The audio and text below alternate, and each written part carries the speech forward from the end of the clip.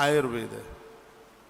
जिस धरती पर हमने और आपने जन्म लिया है उस पर कभी न कभी और किसी न किसी प्रकार के रोगों से मनुष्य ने दुख अवश्य पाया है। इसलिए आयुर्वेद की एक शाखा जिसमें घरेलू चिकित्सा की बातें कही गई हैं।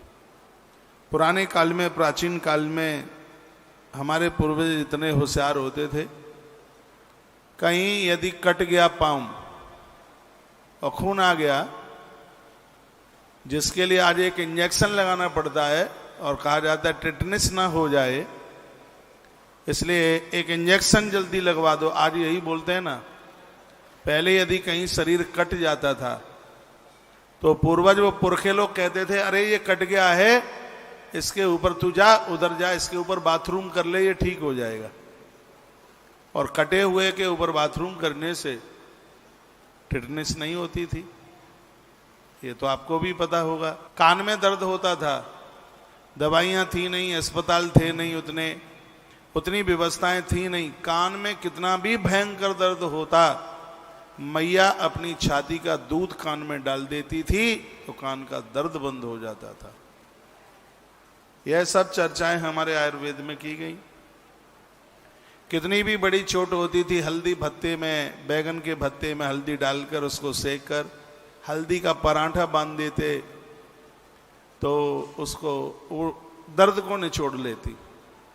कहीं किसी अंगूठे में नाखून निकल गया, घाव हो गया, नाखून निकल रहा है, खून आ रहा है, तो उसके ऊपर कॉटन का भींगा कपड़ा बांध देते थे। कहा जाता था ये ठीक हो जाएगा, बिल्कुल, और हो जाता था। तो आयुर्वेद तो वरदान है इस धरती का, मृत्यु लोक का।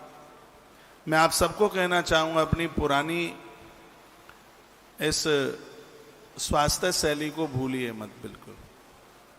आपकी रसोई में इतनी चीज़ें होती हैं जो हजारों बीमारियों को ख़त्म कर देती हैं और आपको कहीं से लाना नहीं पड़ता है, वो सब आपकी रसोई में होता है। और धीमे धीमे आप उसे भूलते जा रहे हैं, उसे भूलिए मत।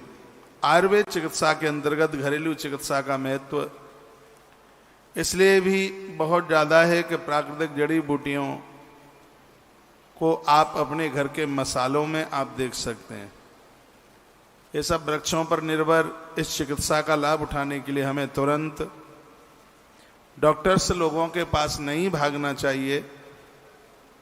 उदाहरण के तौर पर रात बरात घर के किसी सदस्य के पेट में दर्द उठता है, तब हम फौरन अपनी रसोई घर के मसालदानी के पास जाएं, आधा चम्मच अजवाइन, 1 चुटकी काला या सादा नमक, 2 रत्ती हींग, तीनों चीज़ों को यदि पीसकर हम रोगी को दे देते हैं, तत्काल उसको फ़ायदा मिल जाता है, पेट दर्द गायब हो जाता है और वायु बाहर निकल जाती है।